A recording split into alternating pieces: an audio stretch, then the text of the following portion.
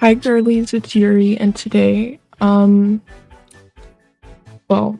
first of all, my most recent video has been doing really good, and I'm so happy that everyone's watching it, but I got a comment asking what I use to animate, which is AnimeEffects. Now, if you search AnimeEffects, you might find a few tutorials, but they are a bit dated, and some of them are using like an old version of it. And I'm gonna show you what I used. Now, I didn't use all the new features in the newer version, but I'm gonna link the Discord in the description so you can ask the people in the Discord how they work and how to use Anime Effects more than what I'm about to teach you, because I'm just teaching you how I did my animatic. I'm not a professional at all, but fake it till you make it.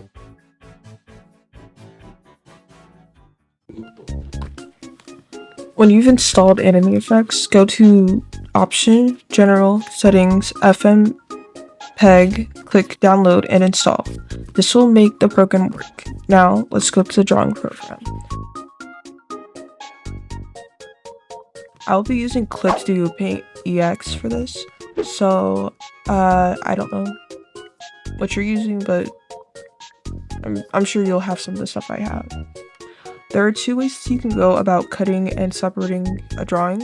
You can draw it all the parts you want to move separately on different layers while making sure the color spaces that won't be seen. That's what I did for this scene in my animatic. For example, drawing an entire head, then coloring the skin with some of the hair. So when I move the bangs, it looks like it's normal. If you don't feel like doing all that, then you can draw the entire thing and cut it up into pieces using the selection pen with cut and paste, which is in a Clip Studio Paint feature. I'm not sure if other programs have this feature, so good luck.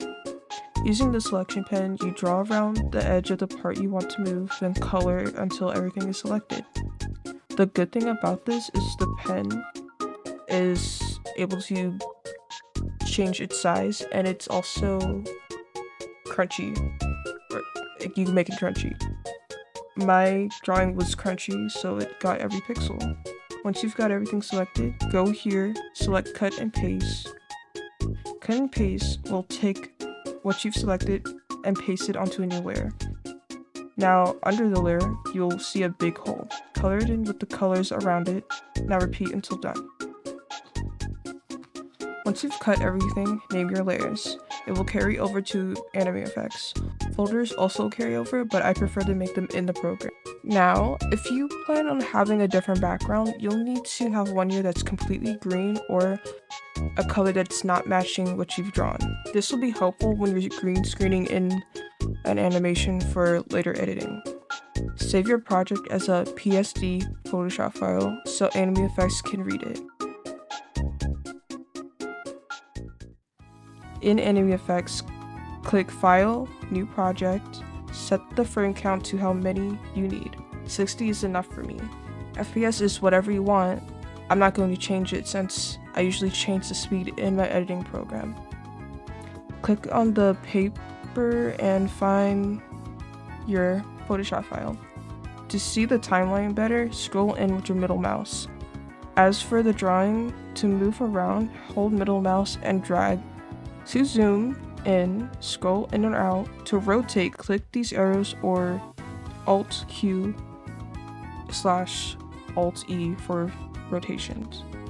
If you want to reset the canvas, just press that little dot in between the arrows. Next, put everything that has to do with the head, eyes, hair, face, etc. in a folder by right-clicking in the animation dock area and click Create Folder. Right-click on the folder to rename it as Head. If you find that some parts are on top or behind something, click on the port in the animation dock. Go to Property, Dock, and find the Depth option. Negative numbers mean behind, positive numbers mean being pushed towards the front.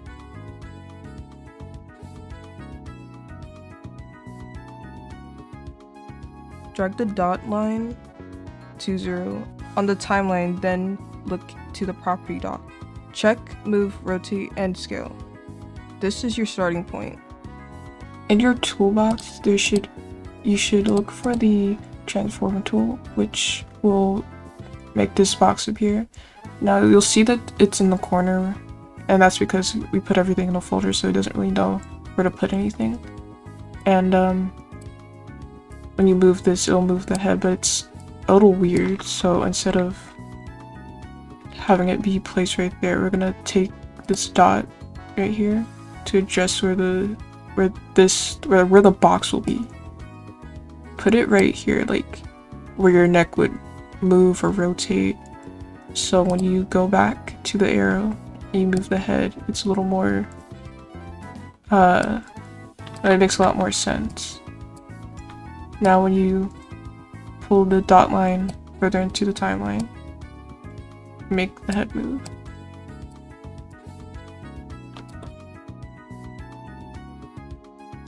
If you want to have a squash effect, all you have to do is drag your dot line to a point in the timeline, and I'm going to delete these two. Move your head down and drag the sides of the box where it's white, like that. Well, you can exaggerate if you want to, but right about there, and then drag it a little further in the timeline and squish it back to normal, raise the head up, and now you have this squash effect, like those head bobbing animation memes. Folder, go to the bangs or whatever hairs in the face, and for this, go to move. In your property dot, go to move, rotate, scale, and FFD, which is basically freeform, deform, a smudge tool. It's gonna be normal here. So this head squish, I want the hair to like kind of exaggerate down without having to like make it longer or wider. So now I'm going to use the freeform deform, and this is like, I don't really mess with these, I just keep it on normal, and this is like how big it is. So I'm just gonna drag this down.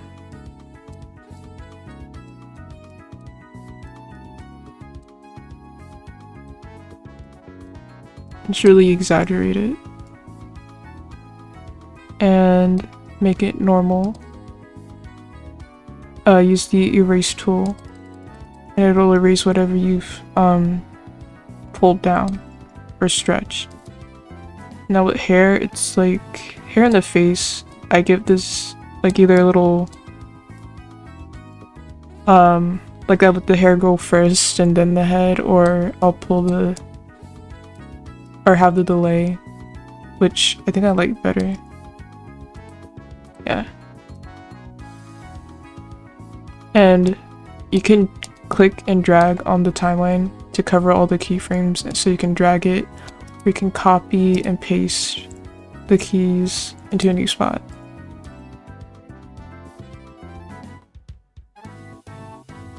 Now, as for bones, it gets a little tricky because if you were to put everything in a folder and use the bones, it would delete some movement, so we're not going to do that. I'm just going to use it for the body. It's really meant for like arms, legs, tails, and stuff like that, but I'm going to be using it on his body. So in your toolbox, you're gonna see the little bone building.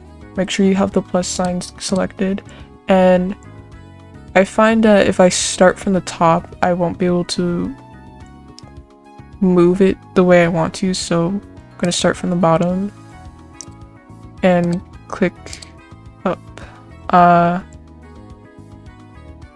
Depending on how intricate you want this to be, you could add more bones, but I'm not really going for that. His body is not cut up, so 3 is gonna be good enough. Then you click on adjust influence, click and drag out, so you can cover the whole image. And it's okay if the red overlaps, but sometimes you might want to make sure the red is within the first bone.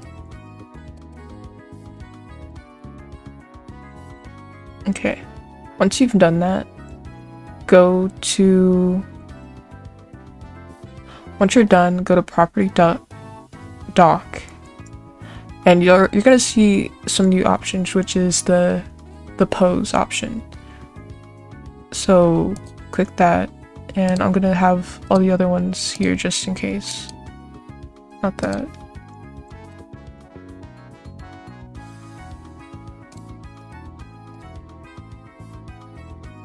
I'm gonna move it to right here. Let's just turn off the head.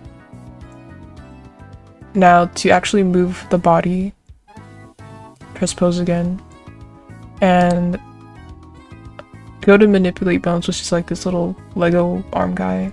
So now you can actually see these light up, and you can move them. And you know, it stretches out. This actually rotates the whole thing now. Now for the arguably most important part of this entire thing, which are the easing types. I'll put up a picture demonstrating the movements, and I'll link a video of them in the description, which is, it's basically how they move in. And you have a lot of options: linear, sine, quad, cubed, all those. I use quart and quint mostly, and sine, and it gives off this, I don't know how to describe it, like really fast and, you know, fast motion, and it looks a lot smoother than if I just had like the sine.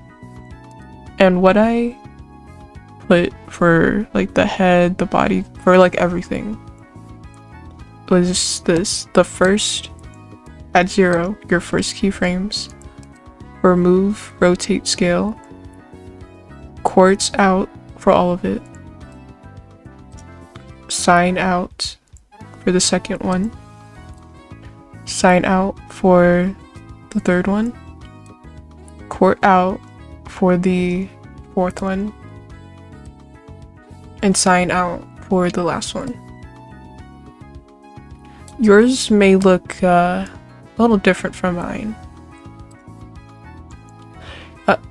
You may not like how mine looks, so play around with the options and you'll find that, okay, that looks insane. Just play around with the options you have and find something you like. I had to play around with it a lot because I have a really specific way of wanting things. So, for example, let's try it with this version of him. Quart out.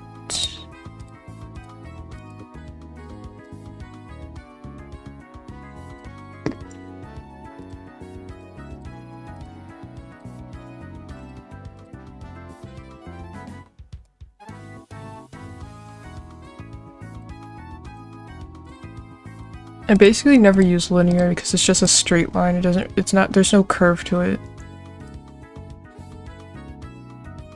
It's time to export it.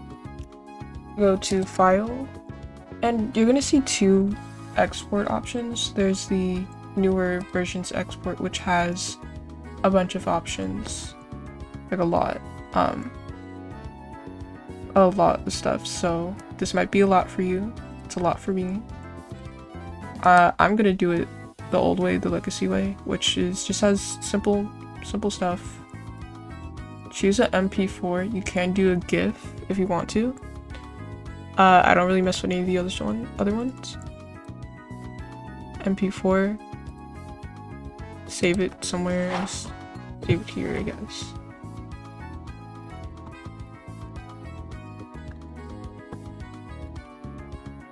And you can change the width of it in the program. And if you do have something wrong, it'll tell you what's wrong. So like if I had like an odd number here, it'd tell me to change this. So you could change it here. The last frame is not at 60, so this should be like 26. Since my ending is right here. FPS stays the same. And it renders. And now it's exported.